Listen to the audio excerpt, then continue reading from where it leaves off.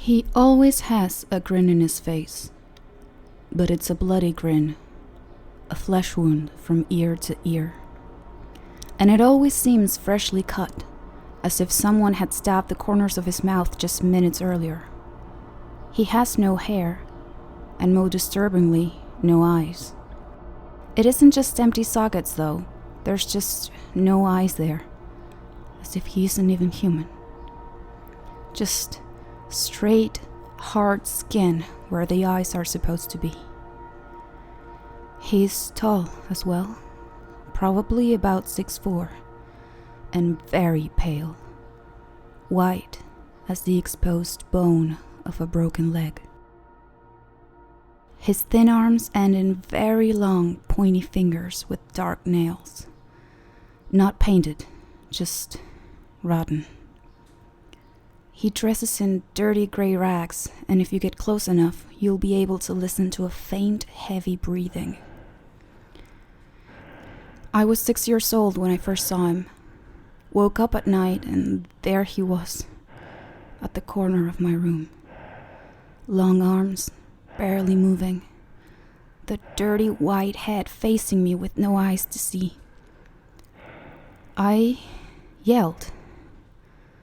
My parents came running in. "A monster," I said. "There are no monsters," they told me. He was still there, but they couldn't see.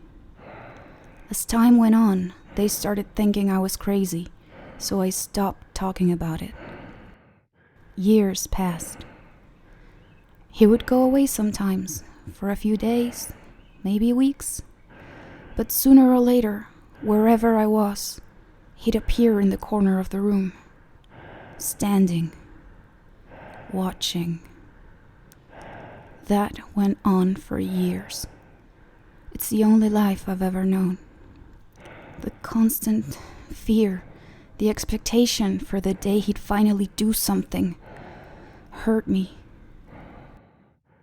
Until one day, I discovered a local psychic in a newspaper ad.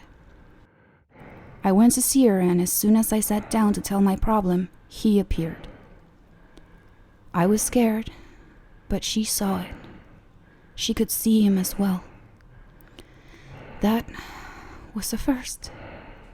So I asked her, I begged her to help me. How do I get rid of him? And she told me. She really did.